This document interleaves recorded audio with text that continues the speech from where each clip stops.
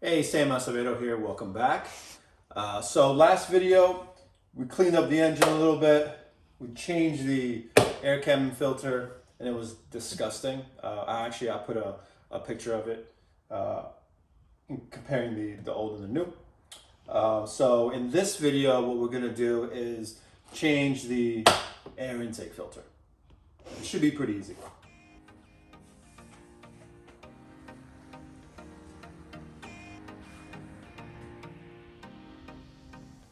Okay, so intake box. So the first thing we're gonna do is we're gonna come in here and remove or loosen this fastener here. If you can take a look at that here, screw. So we're gonna loosen this guy. Just a smidge. Okay, now we're gonna remove the sensor using a T20 torque bit.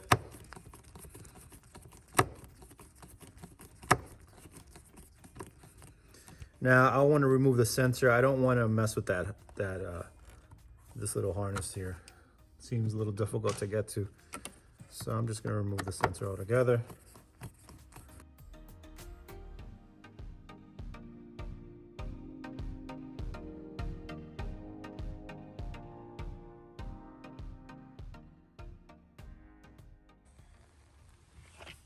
Okay, I'm going to pull this out, set this to the side. Okay. Okay, so after I remove these two screws here, what we're gonna do and what's left is loosening the box from the actual snorkel here. So I just stick a flathead underneath, kind of just wiggle it out. There you go, it's basically out. So now very carefully, minding these hoses here, I'm gonna pull it straight out and forward, pulling it out of the hose that connects to the throttle body. There you go. And it is out. All right, so now we'll go ahead and remove the bolts that are holding the intake filter in place, and then we'll replace it. Okay, so we removed it. Now I'm gonna unbolt the box. I'm gonna cheat a little bit.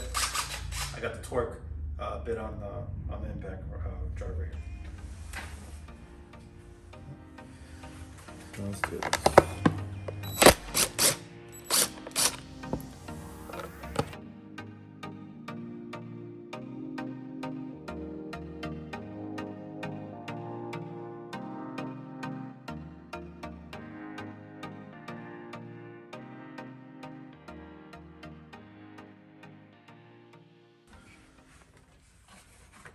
All right, let's open this up.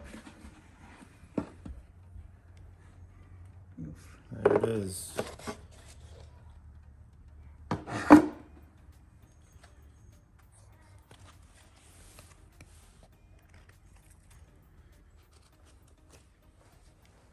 Okay, so here's the new one.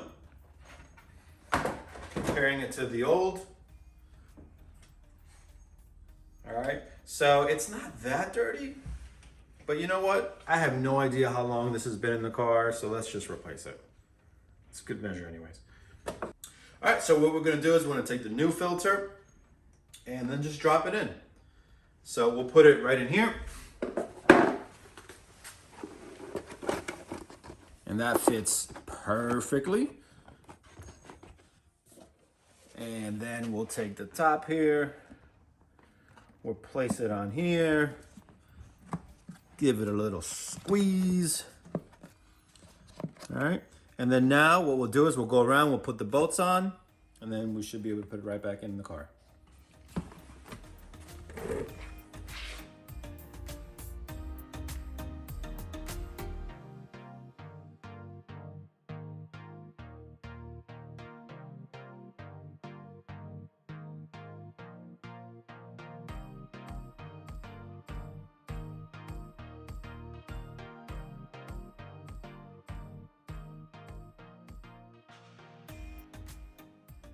Okay, and there you have it.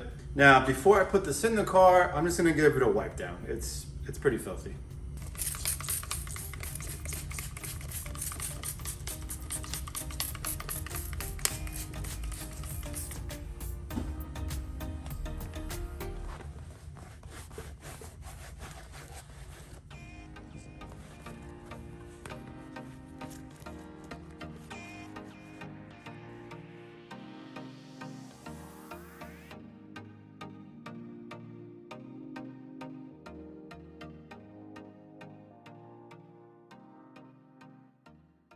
Okay, so we're gonna drop the box in, and then we're just gonna hook up everything in reverse. So we're gonna go snorkel, then we're gonna go MAF sensor, and then we're gonna go and connect the bottom to the hose. And then we'll bolt it up. Okay, so it's all in place. So front snorkel's in place, the sensor's in where it's supposed to be, the hose to the throttle body's there. That was the hardest part, to get in there without moving this too much in a confined space. So now what we'll do is we'll tighten the clamp, put the screws back in to the sensor, and then finish the job off with the 2 nuts here. And then we're all done.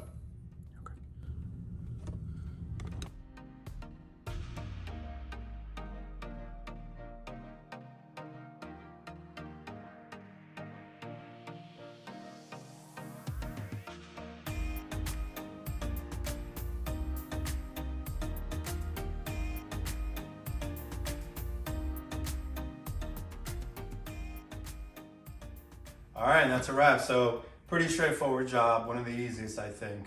Next to an oil change.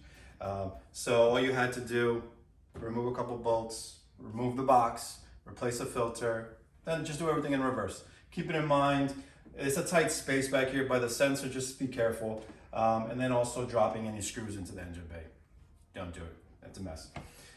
So what I'll do is I will link the filter that I use in the description below. It's a recommended part for the BMW. I've used it for the cabin air filter, and I'm also going to use it for the oil change. So that's what I'll be using. Thanks for watching, everyone. Stay tuned for the next video. That's going to be on the headlights.